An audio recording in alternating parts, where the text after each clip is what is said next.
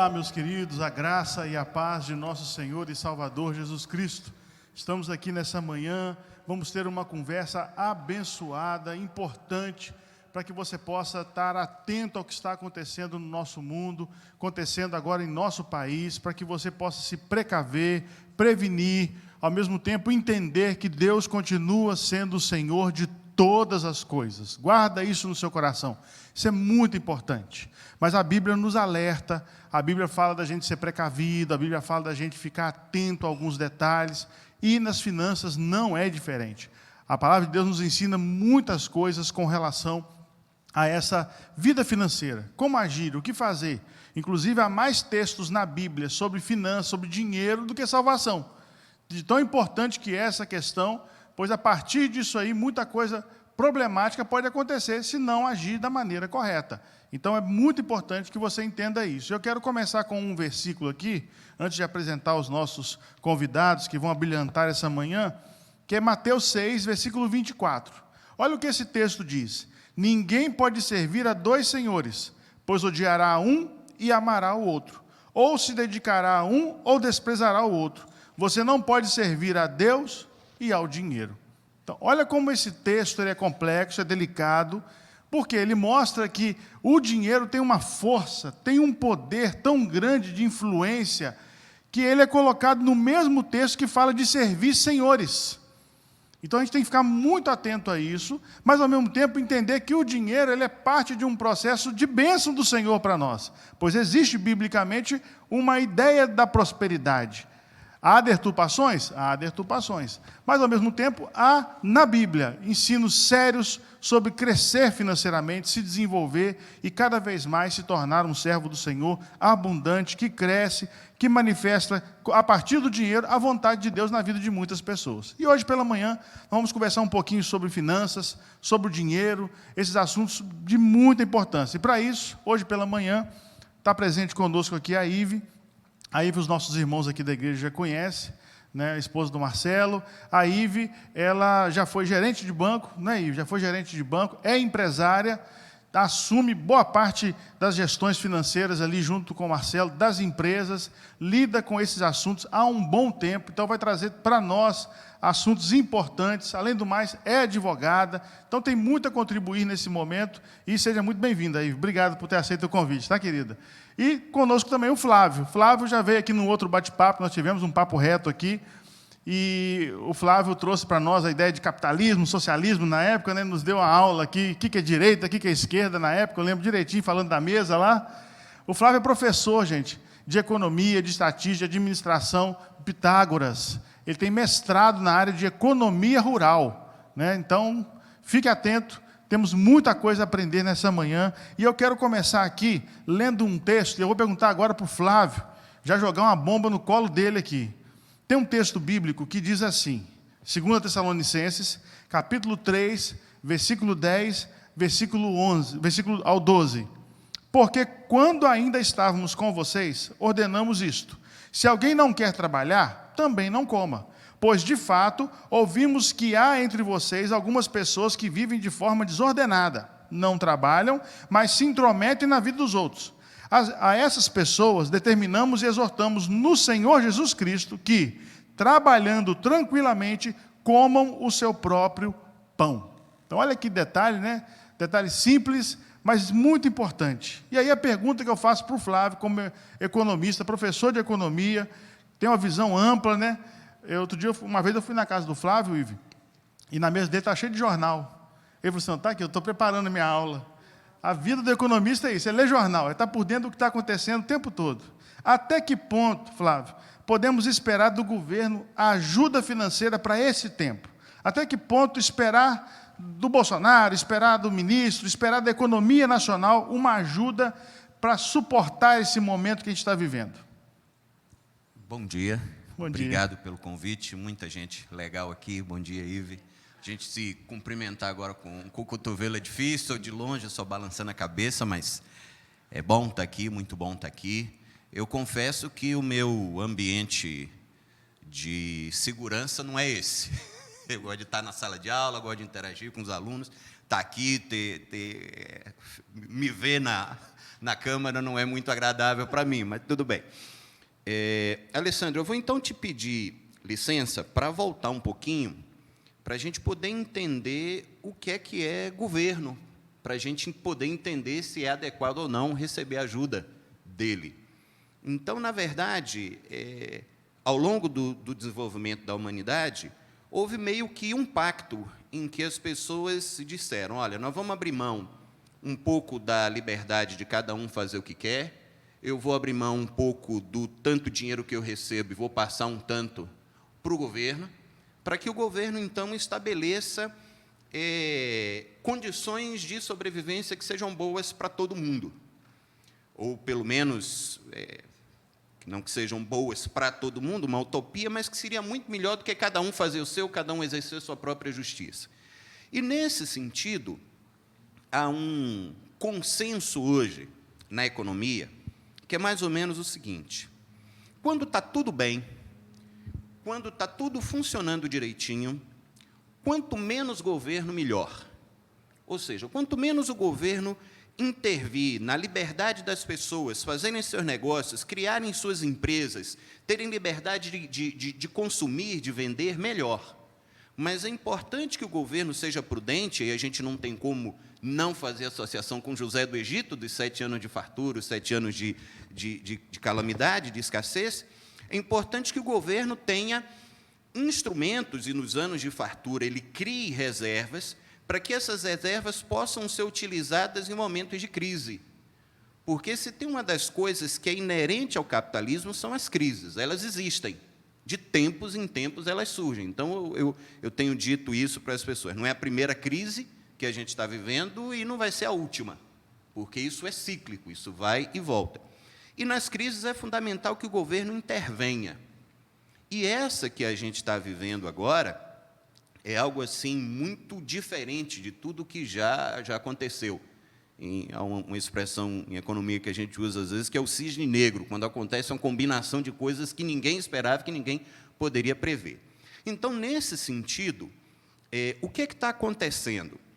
Está acontecendo, além da necessidade das pessoas estarem em casa para que morra menos gente, para resumir a história, consequentemente, uma redução muito intensa dos negócios. As pessoas estão comprando menos, as pessoas estão viajando menos, e isso gera uma queda na atividade econômica. Então, você tem duas necessidades nisso. Você, primeiro, precisa que as pessoas que, de alguma forma, ficaram ou estão desprotegidas nesse processo, trabalhadores ambulantes, pessoal da informalidade, essa coisa toda, eles não estão tendo com quem vender. Então, é correto que o governo direcione recursos para essas pessoas. Mas é também importante que o governo disponibilize crédito para que as empresas que estão passando por mais dificuldade tenham condição de acessar esse crédito e, de alguma forma, minimizar esses danos. Tá? Então, a crise está aí, a crise está instalada, a gente depois provavelmente vai falar um pouquinho sobre isso, mas a previsão do futuro ainda é muito, muito incerta. Então, nesse momento, eu vejo claramente que, se o governo não intervir no sentido de direcionar dinheiro para quem precisa e direcionar crédito para as empresas, a situação vai ficar muito pior do que está. Então, o problema é, se você não teve uma queda de renda, ou você, de alguma forma, já não trabalhava, ou qualquer coisa desse tipo, e está usando de mentira para tentar acessar esse dinheiro. Aí não tem como, a palavra é muito clara a respeito disso. Então, nesse sentido, faz parte do papel do governo hoje ajudar em momentos de crise. Então, nesse sentido, isso não vai contra o princípio estabelecido por Paulo, é que não tem lugar para preguiçoso na igreja, tem que trabalhar, e da mesma forma atender os necessitados. É isso aí, é o princípio que está por trás da pergunta. Que princípio? Cada um deve viver do seu trabalho e não das custas do outro. Cada um deve assumir a sua responsabilidade financeira, os seus compromissos financeiros, e não ficar esperando do outro. Mas entrando dentro do que o Flávio falou, que é muito importante, se você está passando por alguma luta financeira, você pode recorrer, buscar a sua ajuda e esperemos em Deus que haja uma reserva boa da parte do nosso governo para nos ajudar. Sim, Pastor, eu queria complementar o que o Flávio disse. Achei muito importante ele dizer essa parte ética, né, de você. Eu vi já casos de pessoas que estão acessando esse recurso que não têm necessidade dele, apenas pelo fato de trabalharem com informalidade, o governo não conhece a atividade dessa pessoa, então ela está acessando esse recurso sem que haja necessidade dele. Então, isso é uma coisa que a Bíblia deixa muito clara, né? Eu concordo 100% com o que você disse, que é o momento das pessoas acessarem o recurso, sim, mas é um momento da gente pensar com muita ética nesse sentido. Eu, de fato, preciso... né? Porque se eu pegar um recurso que eu não preciso, vai faltar para quem precisa, porque o recurso do governo ele é escasso. E eu queria também, ainda complementando o que o Flávio falou, esse recurso ele não é ilimitado, pessoal. Então, é importante que, se você está desempregado, se você não trabalhava antes, que você encontre alguma alternativa. Tem tanta gente, por exemplo, fazendo máscara para vender, né? Que você seja criativo e invente uma forma de estar tentando criar algum tipo de renda, marmita. Tem tanta gente fazendo coisas que a gente nunca imaginava, né? Criando o seu próprio negócio. É o momento das vendas pela internet, estão crescendo muito. Então, é o momento de você se redescobrir, se reinventar, para que também não fique só dependendo do dinheiro do governo, porque em um determinado momento, se essa crise se estender muito, esse dinheiro pode vir a faltar. Não é isso, Flávio? O recurso é limitado. Né? Então, é importante também que a gente esteja parando nesse momento para pensar numa forma de gerar a sua própria receita. Também. É isso aí, isso é importante demais. E aí entramos, então, agora nos próximos princípios, né? Que eu separei aqui 3. Primeiro princípio, planeje bem os seus gastos e investimentos. Segundo, mantenha uma poupança. E terceiro, construa uma herança para os seus filhos. Eu linkei esses princípios na ideia de que muita gente agora está assim, eu não tenho dinheiro. Então, a pergunta que eu trago, Ivo, para você, é hora de investir? Quem tem uma reservazinha, é hora de segurar, ou já gasta, aproveita que talvez alguma loja está em promoção, porque o comércio está fraco, como o Flávio colocou. Vou estar que baixou o preço ali, vou. Em outros lugares, superfaturaram, entramos na ética de novo, né? Então, assim, é hora de investir? É hora de poupar? Ou foi o tempo de investir, agora é hora de quê? Qual é o caminho financeiro que você está percebendo que é melhor seguirmos agora? Tá, então, vamos só antes separar os conceitos. Investir é uma coisa e poupar é outra coisa. Sim. Né? Eu entendo assim, se você estava preparado para um momento de crise, você tem uma reserva boa, que você não precisa dela para sustentar a sua família, sustentar as pessoas que estão em volta de você, que dependem de você, eu entendo que é um momento bom de investimento, porque existem muitas oportunidades que foram colocadas, que estão sendo colocadas diariamente no mercado. Momento de investir tanto em, por exemplo, os imóveis estão caindo de preço, existem oportunidades em termos de investimento financeiro mesmo, em bancos, em papéis. Então, se você é esse tipo de pessoa, que é a minoria, na verdade, talvez seja, sim, o momento de você pensar no investimento. Agora, em qualquer outra situação, não é o momento. E a gente fala de poupar, né? Poupar é diferente de investir. Poupar é você guardar um pouco daquilo que você ganha, né? Eu acredito ser difícil poupar nesse momento, porque mais de 70% da população brasileira teve sua renda afetada de alguma maneira. Então, se o seu dinheiro não foi afetado e você consegue viver o mesmo padrão de vida que tinha antes e ainda sobra, ok, é o momento de poupar, mas não é o momento de se preocupar com isso. Vamos ter momentos mais propícios para a pessoa se preocupar em poupar lá na frente.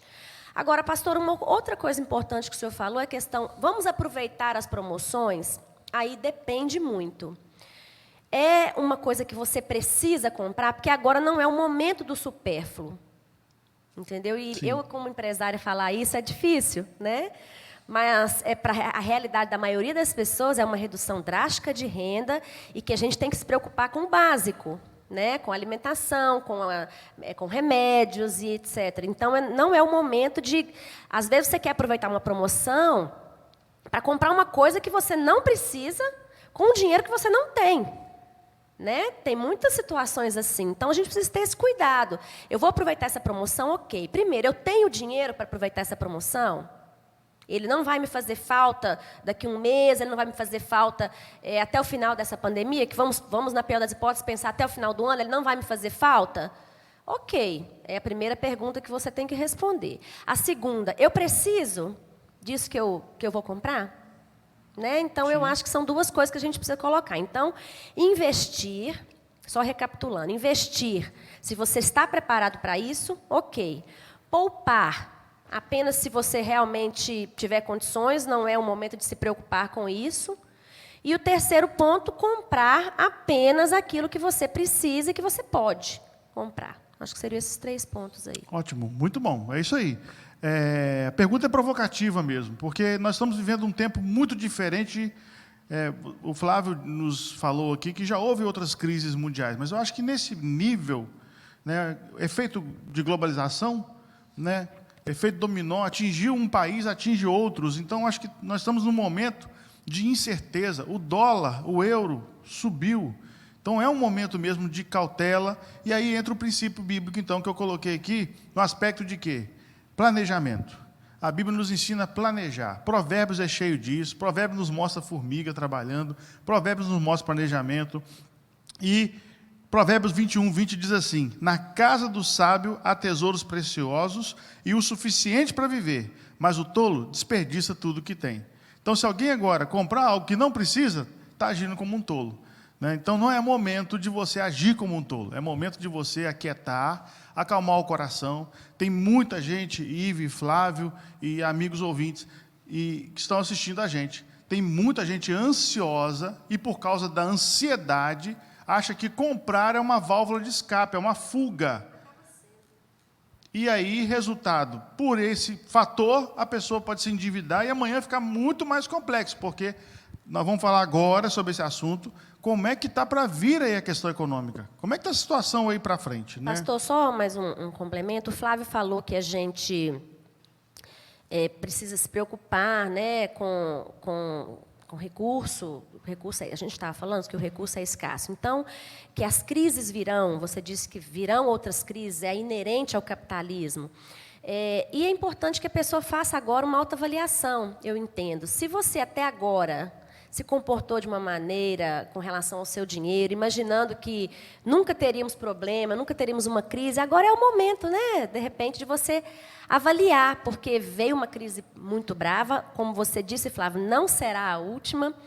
Então, quem sabe, a partir de agora, você, né, depois que passar esse momento, você se comportar diferente em relação ao dinheiro, entendendo que você pode precisar dele de uma maneira, né, diferente lá na frente, e começar a poupar, né, assim que isso passar, e não gastar tudo que você ganha. É isso aí. Lendo sobre esse assunto, Ive, eu percebi que as pessoas que instruem a questão do investimento falam para você se organizar de tal maneira que 20% da sua renda seja destinada a investimento.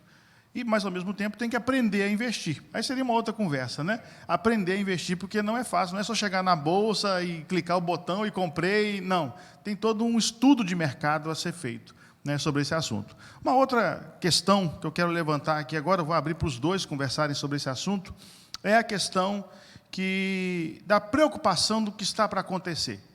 O que está para acontecer? A gente ouve tanta notícia no jornal, informações, economistas com uma visão, porque, gente, assim, uma coisa que eu aprendi, toda ciência é igual à igreja. Tem a presbiteriana, tem a batista, tem a metodista. Então, na economia, você tem o economista que pensa que agora é hora de investir, tem o economista que pensa que agora não é hora de investir. Então, assim, na psicologia, você tem várias vertentes.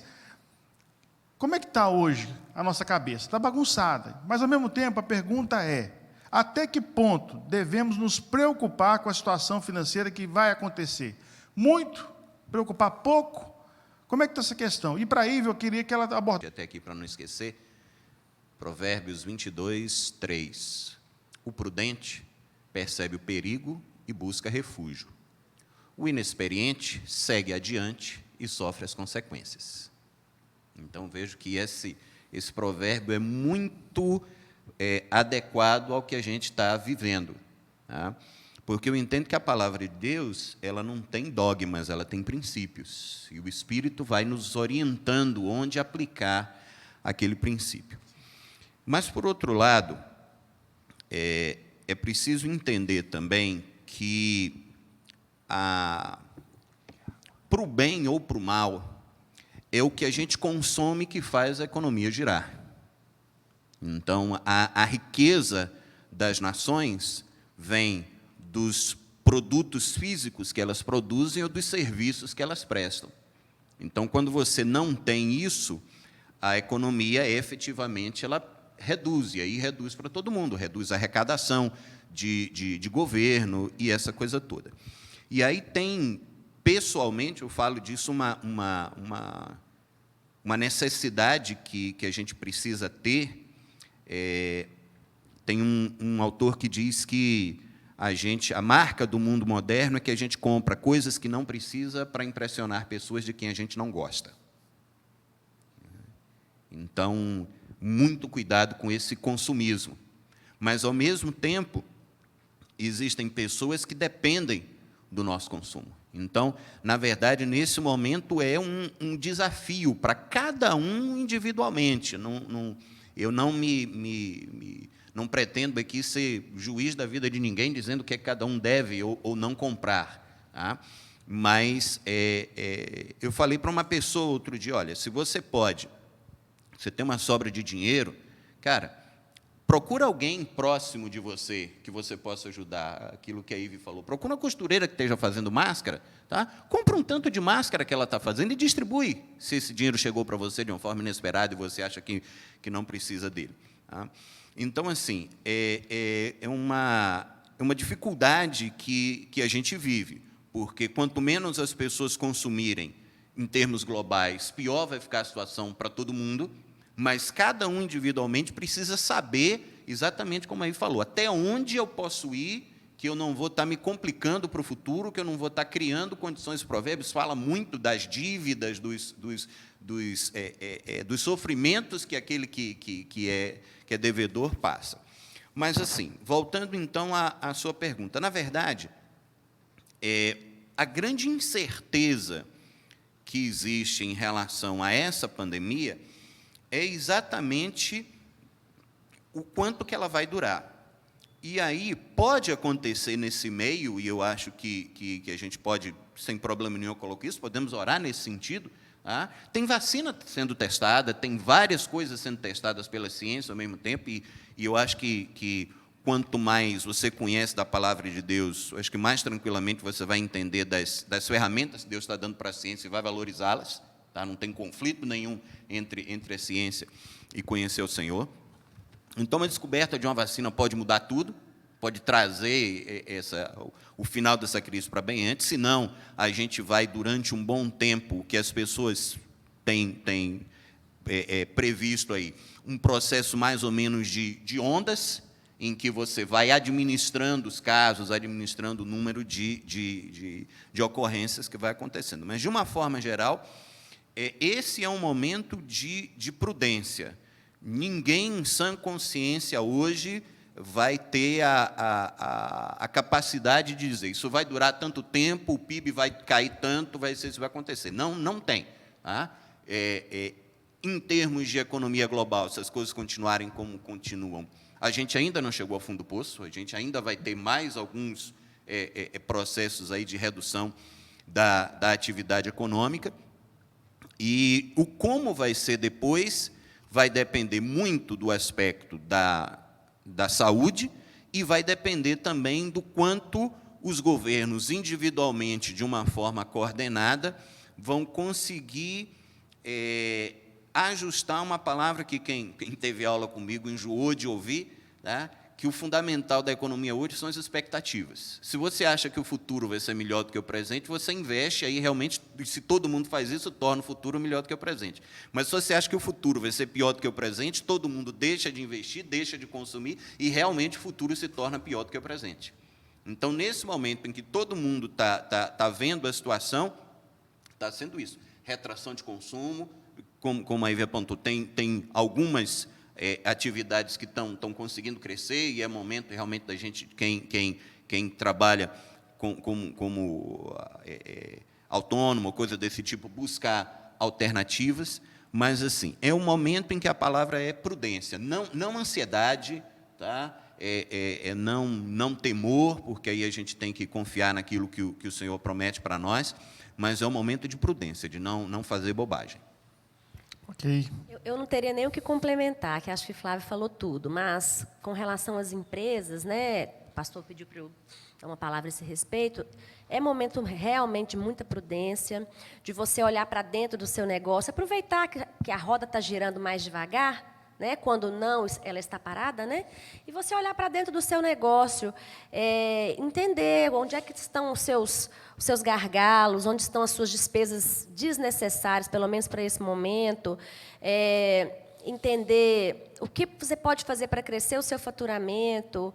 Esse é o momento de você olhar para dentro do seu negócio, mas com muito cuidado, com muita prudência e pensando muito nas pessoas. Todo empresário ele tem uma responsabilidade social, que eu acho que ela não pode ser descartada, ela não pode ser simplesmente deixada de lado.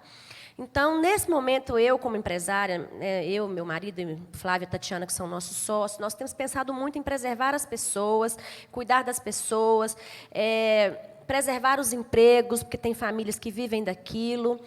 E com responsabilidade, obviamente, sentando com cada funcionário, explicando a situação, explicando o momento que estamos vivendo. Até agora não tivemos nenhum que não tenha entendido, que não esteja nos apoiando nas nossas decisões. Então, é o momento das empresas realmente olharem para dentro delas e tentarem reduzir ao máximo as despesas e sem se esquecerem das pessoas. Acho que seria isso aí que eu complementaria.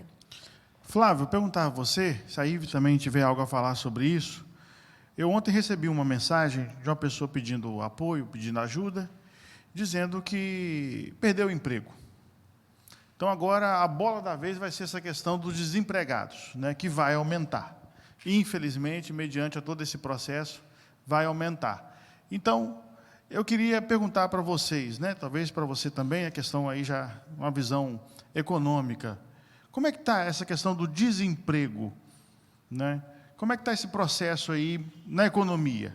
O que estão se falando, o que estão se pensando com essas pessoas que vão perder o seu trabalho? Porque você já falou dos informais. O informal ele tem um trabalho, é informal, porém ele tem um trabalho, ele tem a banquinha dele, ele tem lá o ponto que ele vende o cachorro-quente e tal, e por aí vai. Né? Que agora ele não vai ter clientes. Daqui a pouco os clientes voltam, ele volta de novo a girar a roda. Mas e o que perdeu o emprego? Que dica você daria para essas pessoas? Olha, complicado. Primeiro, para aquele que eventualmente ficar sem emprego, entender que talvez o emprego que ele tinha, talvez para muitos, na forma como ele estava acostumado a ter o emprego, para muitos não vai voltar. Mas as necessidades das pessoas e da sociedade continuarão. Então, aí, eu preciso entrar num aspecto que a gente precisa ter muito cuidado em termos gerais, que, às vezes, uma legislação que é feita para proteger acaba criando complicações. Quem é empresário sabe muito bem do que eu estou falando em termos de legislação trabalhista no Brasil. A dificuldade que, às vezes, você tem de fazer um acordo, de, num momento como esse, negociar uma redução de salário, negociar uma redução de jornada, esse tipo de coisa. Então, assim, a gente tem um entrave, legislação, impostos, um caos aqui no Brasil. Mas, especificamente falando para as pessoas, né? As necessidades da sociedade, elas continuarão. Então, eu preciso descobrir como que eu vou conseguir oferecer o meu produto, o meu serviço, qual a necessidade que as pessoas têm. Ou, às vezes, me perdoe, abrir um parêntese aqui, às vezes as pessoas ficam muito pensando o que é que eu preciso ter para fazer as coisas. E aí, A gente talvez teria que conversar demais, mas eu acho que tem um princípio muito precioso quando a viúva chega para o profeta e o profeta pergunta, lá do azeite, ele pergunta, o que é que você tem em casa? Eu entendo que ali é um princípio de Deus. Tá? Então, o que é que Deus te deu? É um tempo também de buscar aqueles que eventualmente estão desempregados. O que é que eu sei fazer? Que talento que eu tenho? Tá? Então, eu acho que a gente pode tentar mudar a legislação, facilitar contrato, uma série de coisas, mas eu acho que a questão fundamental é o que é que eu sei fazer, o que é que eu posso oferecer para as pessoas. Talvez eu não consiga, infelizmente, talvez eu não consiga um emprego como eu teria, mas a necessidade da sociedade vai continuar. Isso aí. Vamos, então, agora entender o que nós conversamos aqui da questão do princípio bíblico. Onde está essa questão? Primeiro, a questão da avareza. Nós temos que ter muito cuidado. A Bíblia nos ensina a não sermos avarentos. E falou da responsabilidade do empresário. Há uma responsabilidade também individual, nós vamos falar um pouquinho sobre isso daqui a pouco aqui. Então é importante que você entenda. É hora de você ajudar a estender a mão às pessoas. Não é hora só de reter para si. A não ser, como a Ive também colocou para nós aqui, de uma maneira muito clara, que você está na linha. Então é hora de segurar, você tem uma família, você tem compromissos. Então é importante isso aí. O amor ao dinheiro, o apego a ele em excesso pode ser um problema nesse momento. Então a Bíblia nos mostra como princípio que nós não temos que nos apegar a ele de maneira intensa. Tá? E o texto bíblico que eu abri essa conversa aqui é um princípio que diz que nós não temos que ser escravo do dinheiro. Então a gente tem que viver tendo o dinheiro como uma solução para várias questões, mas não como uma dependência louca de forma alguma. Que a gente guarde bem esse princípio no nosso coração, porque hoje nós temos um problema nos dias de hoje chamado polaridade. Você fala alguma coisa se você fala do Moro, o cara já fala que você é anti-Bolsonaro. É impressionante. Se você fala do Bolsonaro, o cara já fala que você é anti-PT. Tudo está nos extremos, sabe? E a gente tem que ter cuidado, porque hoje o dualismo criado hoje é dinheiro e saúde. Quem está falando de economia não está preocupado com a saúde dos outros. Quem está falando de saúde não está preocupado com a economia. Não, gente, não é isso.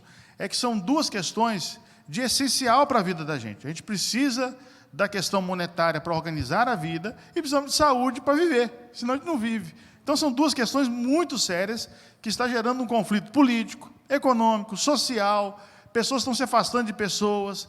Eu sei de casos de pessoas que tiveram briga, WhatsApp, essas coisas assim, que ficaram com raiva um do outro. Então, assim, entra numa viés desnecessária e nós não precisamos disso. Né? É importante que a gente cresça nesse entendimento. Outra questão importante que eu quero levantar aqui, eu quero ouvir todos também, é a questão do princípio que nós, como servos do Senhor, cremos, a palavra de Deus nos mostra isso, que existe o lado religioso, vou usar esse termo religioso, o lado que envolve a questão financeira e o nosso Deus.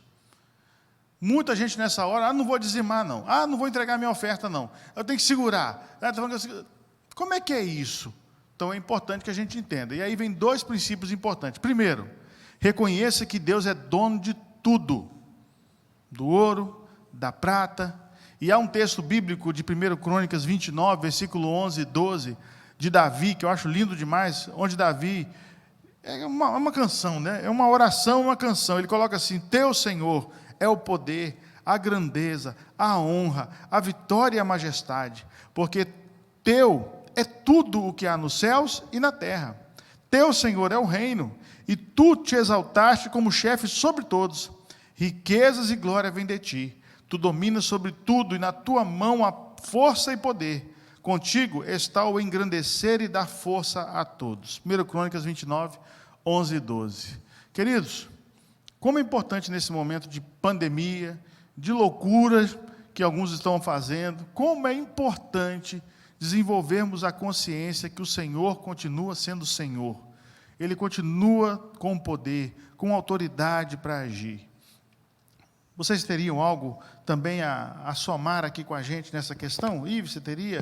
Como é que deve ser a nossa relação agora com o sagrado, o dinheiro nessa hora?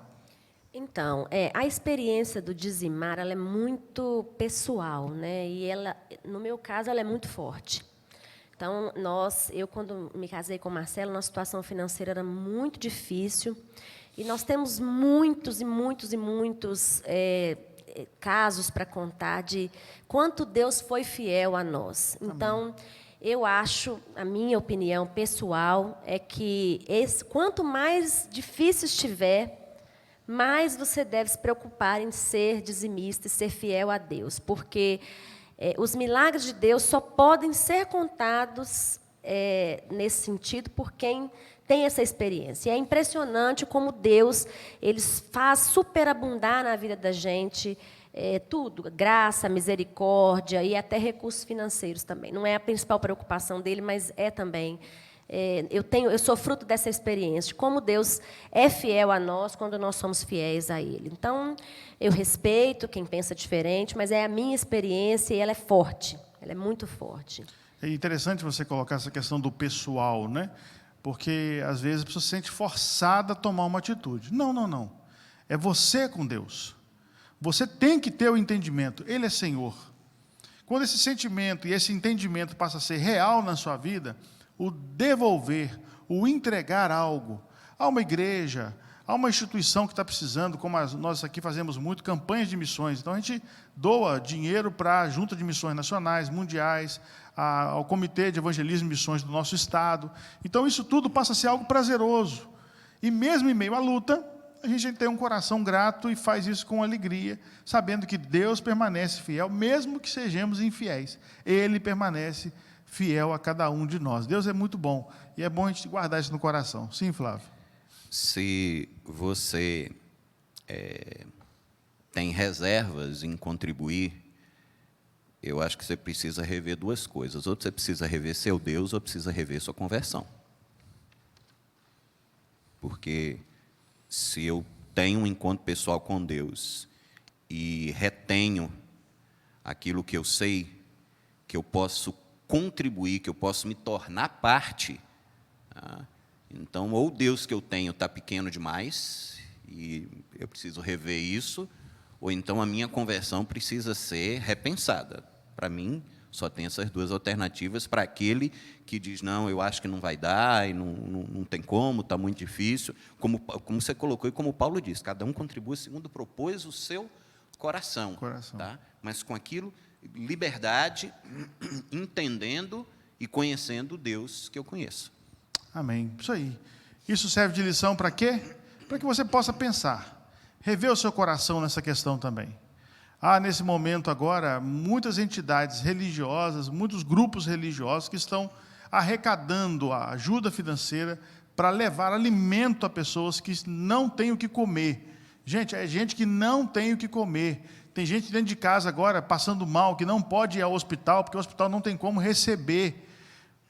E se você não levar um remédio, se você não estender a mão a esse que está sofrendo, o que será de nós? E aí entramos, então, aqui também, num outro princípio muito importante, que é a nossa responsabilidade, nesse momento, com o próximo, com o outro.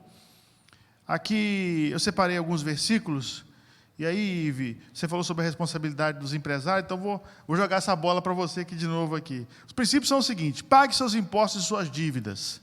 Romanos 13, 7 e 8.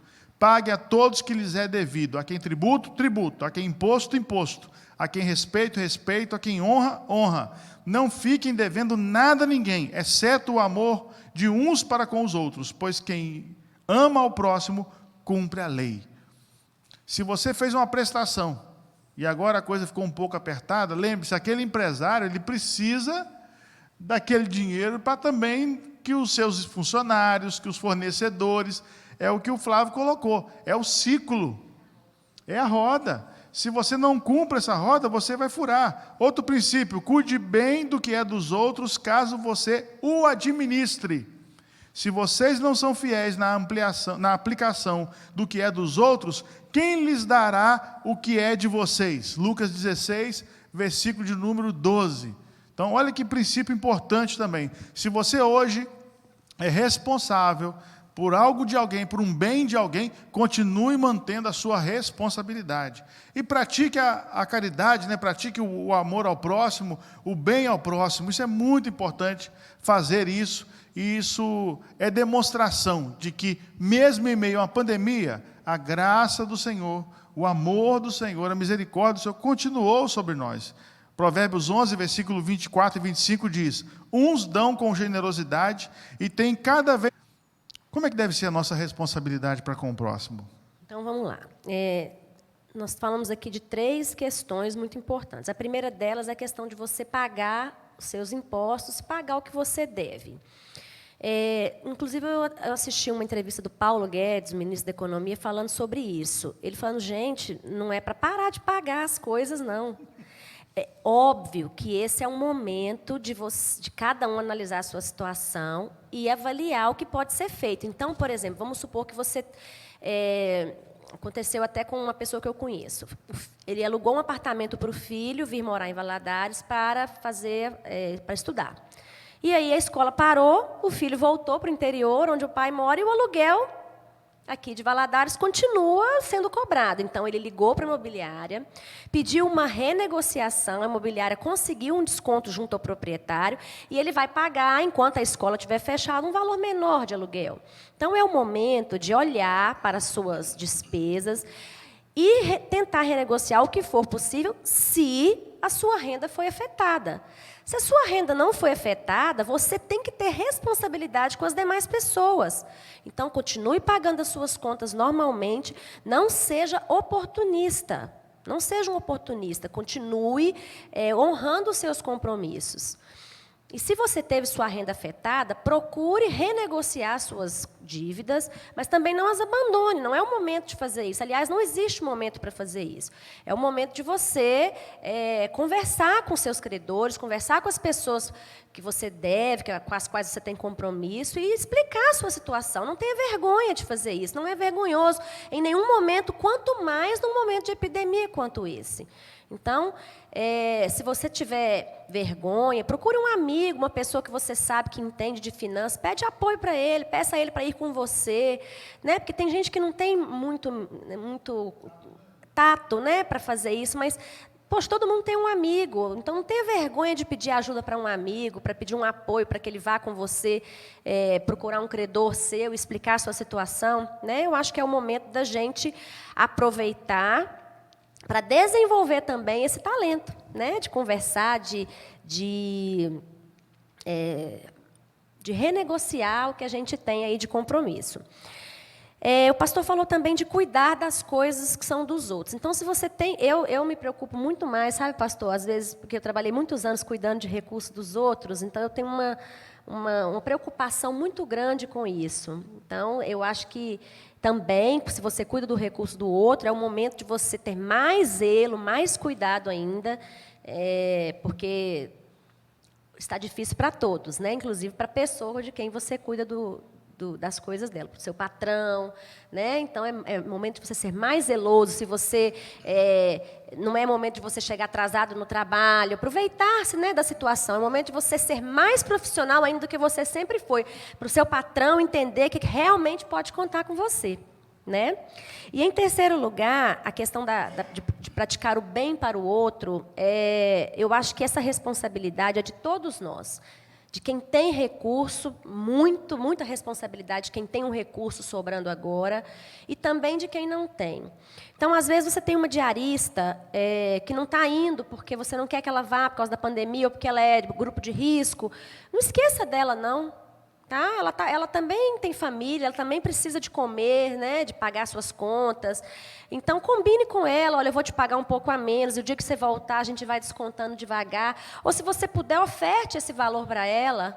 Né? Se você tem um lavador de carro, meu carro está ficando na garagem, mas meu lavador vai lá toda semana. Porque eu sei que ele precisa daquele recurso para poder sustentar a sua família. Então, não esqueça das pessoas que estão perto de você. Olhe para o lado, olhe para as pessoas que estão ali, que perderam sua renda, os que estão desempregados. Quando o seu pastor te pedir uma cesta básica, você puder dar, não deixe para depois, faça ali a sua oferta na hora que ele te pedir. Então, vamos lembrar que nós não vivemos numa ilha, né? Nós não somos sós. É isso aí, verdade. Flávio? Eu vou te pedir licença para abrir o meu coração aqui em algumas coisas. Pode chorar, meu filho. O tempo está complicado mesmo. Chorar. Eu li uma frase que marcou minha vida. Quando você tem mais dinheiro, você pode ter 2 escolhas. Ou você constrói um muro mais alto, ou uma mesa maior. Tem muito irmão passando aperto agora. Muito, muito. E assim, a preguiça, ela é um pecado tão grande quanto a avareza.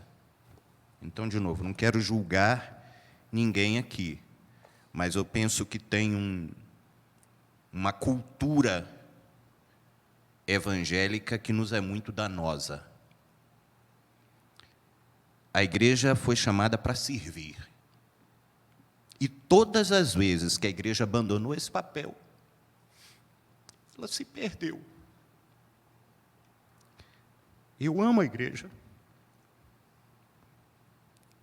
E me dói ver tanta gente buscando poder, tanta gente querendo ter espaço para impor suas crenças e não se preocupa com o que Tiago diz da religião verdadeira, que é cuidar dos órfãos e das viúvas. Então, aqui eu queria fazer um apelo, tá, a todos aqueles que, de alguma forma, podem influenciar outros. É tempo da igreja voltar às suas origens. Uma igreja que reclama, essa frase não é minha, é do Paulo Júnior, uma igreja que reclama da cidade, do país que tem, é uma igreja que faz o país sofrer pela igreja que é. A gente, como igreja, tem colocado em cargos políticos crianças, gente imatura, gente que só pensa em si, gente que é egoísta. Então, está cheio de exemplo ruim, daí de gente que tem poder e não usa esse poder para o serviço, para o chamado fundamental da igreja, que é o serviço. Então, eu quero reforçar isso. Existem grupos que são muito organizados, que bênção ver os irmãos falando aqui de cesta básica, de ajuda. Tá? É tempo mesmo da igreja se envolver nisso. Mas a igreja somos nós. A igreja sou eu, é você, é a Ive. Tá? São pessoas que estão perto de nós, que eu sei se eu posso ajudar ou não. Eu sei se eu posso fazer, com o recurso a mais que eu recebi, um muro mais alto ou uma mesa maior. Então, essa escolha é minha, e assim, isso me incomoda profundamente ver o quanto que gente tem se afastado do Evangelho por ver testemunhos terríveis de gente que se diz evangélico e, quando chega no poder, só usa o poder para benefício próprio. Ou, como já foi filmado aí, de gente orando a Deus, agradecendo a Deus pela propina que estava recebendo aquilo que ter sido filmado. Então, é tempo de profunda mudança, de profundo arrependimento, mas isso não adianta dizer a igreja como se fosse a Alessandro, que é pastor, que se vire para resolver isso. Não, a igreja somos nós. Nós precisamos mudar esse conceito. A gente não foi chamado para dominar, a gente foi chamado para servir como igreja. Esse é o chamado da igreja para esse tempo. Eu penso que essa pós-pandemia, a igreja jamais será a mesma. Deus vai separar a Laodiceia da Filadélfia. Vai acontecer alguma coisa que a igreja vai... Está acontecendo algo que vai ser diferente. Uma cena que eu lembro muito, talvez a Ive também vai lembrar, os meninos estão aqui na filmagem, aqui, que estão há mais tempo aqui na igreja, em 2015, quando aconteceu o problema lá de Mariana, culto acontecendo e carreta parando na porta aqui com água. Terminava o culto, os homens tudo fazendo fila ali, encheu aquele salão ali, lateral ali de água. Aí uma vez escorregou da mão, não lembro quem foi, não sei se foi o Gilmar Júnior, não lembro. Escorregou da mão dele, o galão, e caiu no chão e arrebentou. Todo mundo ficou olhando assim, nossa, um galão não, faz isso não, é uma casa a menos, né? Mas foi um momento muito especial para a gente, porque está na essência da igreja servir, dar, né? E isso é importante para nós, e a gente compartilha da sua tristeza. A gente entende que a igreja existe para isso, para servir. E aqui, graças a Deus, a gente tem visto apoio da liderança da igreja, da equipe pastoral, e os membros estão chegando junto, estão mandando cesta, estão apoiando, e bênção, está sendo bênção demais. E chegou a última pergunta para nós aqui. É tempo de fazer empréstimo? Né? Acho que, mediante o que foi dito aqui, já deu a resposta, né? Mas é tempo, é hora de fazer um empréstimo? O que você acha aí? Eu acho que eu devo dar um pulinho ali na lojinha ali e tal, e pegar um din-din emprestado, e... É tempo disso? Eu acho que deve ser evitado, né, Flávio? Não sei se você vai concordar comigo, mas só em caso de extrema necessidade mesmo. E se for uma extrema necessidade, tem que se avaliar muito bem que recurso é esse, qual o juro você está pegando. O governo está disponibilizando algumas linhas com juros mais baratos. Eu trabalhei muito tempo em banco, sabe, pastor? E eu observava que as pessoas não fazem muita conta, não. Ela olha assim, essa prestação eu aguento pagar? Se ela aguentar pagar, ela não quer saber o que o banco está cobrando dela. Isso é muito perigoso, gente, isso é muito perigoso. Então, se você for fazer um empréstimo, se for numa coisa realmente muito necessária, você olhe direito, leia o contrato, olha que taxas estão te cobrando, como que vai ser pago isso. Se você não souber, peça ajuda para um irmão, para alguém que saiba avaliar isso. Olhe em mais de uma instituição, não vá caindo na lábia do primeiro que conversar com você. Então, isso é muito importante, que você avalie antes de fazer esse empréstimo. E uma coisa também, Ive, a pessoa que está do outro lado da mesa, ela quer te vender o produto.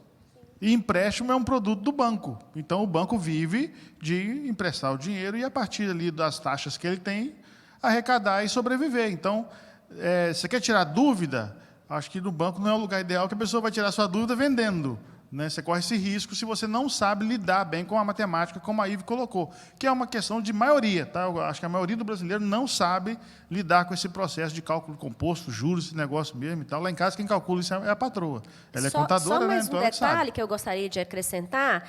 E se você for tomar algum recurso emprestado, jamais com particular, sempre em banco. Tá? Isso aí é uma coisa que eu realmente sou muito taxativa nessa questão, até por experiências, né, do passado, da minha família e tudo. Se você realmente precisar, for uma necessidade, jamais você procure um particular. Pegue no banco. Alessandro, fica a sugestão aqui. Se tem uma das coisas que o brasileiro menos entende é de educação financeira. Várias e várias pesquisas já mostraram isso, tem ONGs tentando incorporar isso às escolas. Fica a sugestão, incorpora isso nos ensinos para os irmãos. A igreja é útil para ensinar saúde, a igreja é útil para ensinar tanta coisa para as pessoas. Eu acho que é muito pertinente nesse tempo trazer gente que entenda, ensinar um pouquinho o básico de como funciona um juro composto, como que a dívida cresce, como que o processo acontece. Então, eu creio que seria algo muito... Eu conheço irmãos em outros lugares que fazem isso, chamam as pessoas, grupos pequenos, gente que entende disso, irmãos fazem isso com muita propriedade, com muita capacidade. Nós precisamos ensinar os nossos irmãos a mexerem com dinheiro. É um reflexo da nossa população. A nossa população não tem educação financeira, consequentemente, aqueles que participam das nossas congregações também não entendem disso. A igreja pode muito ajudar esses irmãos nisso aí. Fica a sugestão. Amém, amém. Queridos, vou encerrar com uma frase que foi um soco aqui no nosso estômago, aqui, né?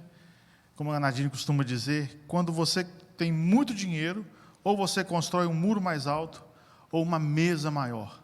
Né? Que a gente possa aprender essa lição e muitas outras deixadas aqui. Ive, muito obrigado por sua participação. Fera, sabe tudo e mais um pouco. Flávio, mais uma vez, muito obrigado, queridos. Deus abençoe você. Quem sabe